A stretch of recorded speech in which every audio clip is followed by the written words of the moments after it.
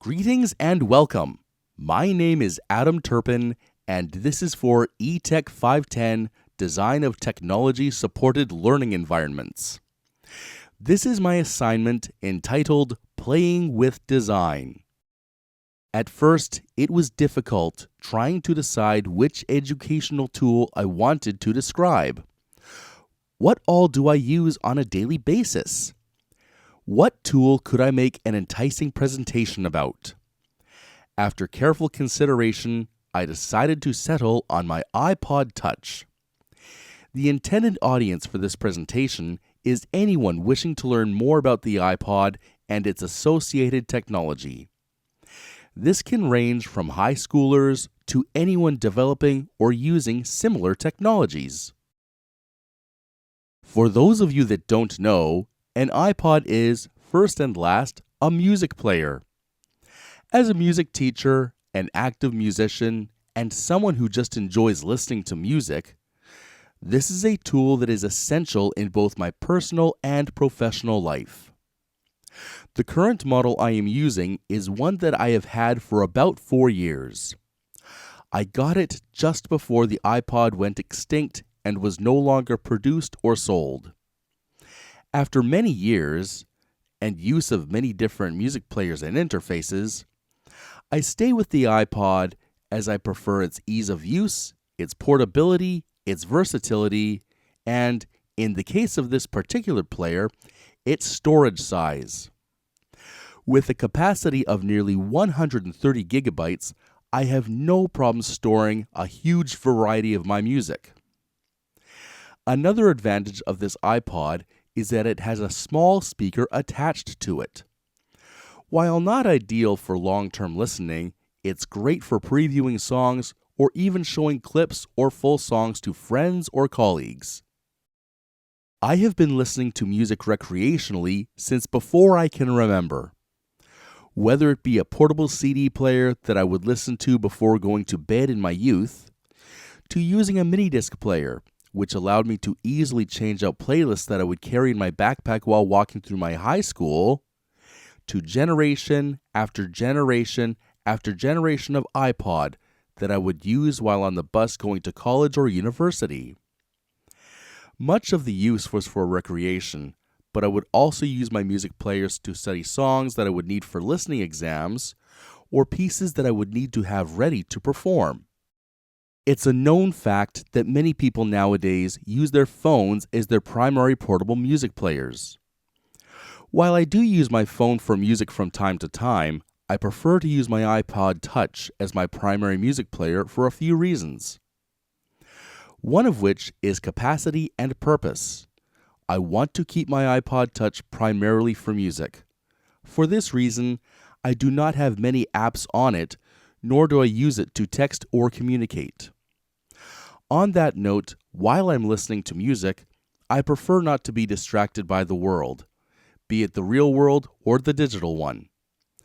I rarely turn on the Wi-Fi as I don't want this player to become congested with all of the digital information that I receive. When I am using the iPod, this is a chance for me to just be with the music. I am very old-fashioned when it comes to this iPod. When I want to put new music onto it, I still use an old-fashioned USB cable that I plug into my computer.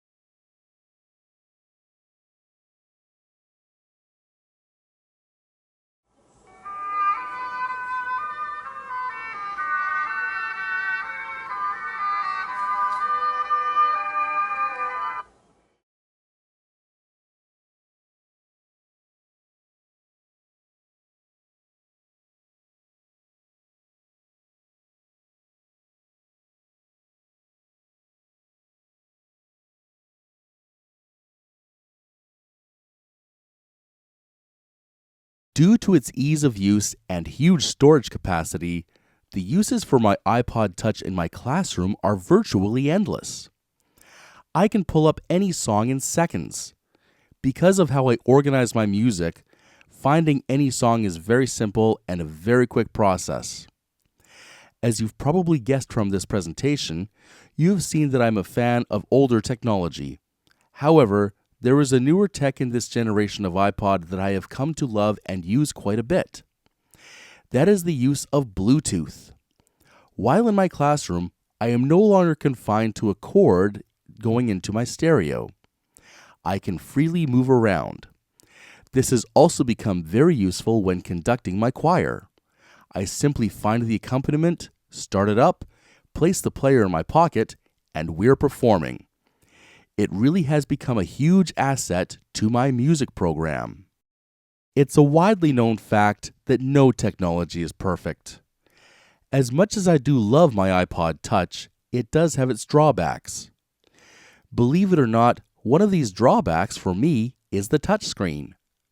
While it serves its purpose and works very well, it's very hard to manipulate when I'm not looking directly at it. It would be nice to have an iPod that has tactile play or pause buttons or skip buttons. Its slightly smaller size can also be a bit of a drawback, as it's easier to lose and for using the touchscreen requires more precision so as to make sure that I don't trigger another function on the player. However, what is now the biggest drawback for me is the lack of availability. I'm one that is usually very careful with devices, but I am nervous about the fact that I can't easily replace this one. I'm actually devastated that the entire iPod line has been discontinued. In this world where literally everything we use is connected, it would be nice to have a device that's not for communication or any other sort of online manipulation. It's very nice to harken back to the days of devices that just play music. I am hopeful that we will see those days again. Thank you for viewing this presentation and for allowing me to tell you about the iPod Touch and my interest in it. If you have any further questions, please feel free to email me at adamturpin82@gmail.com. Thank you again for viewing, and always remember to enjoy the music.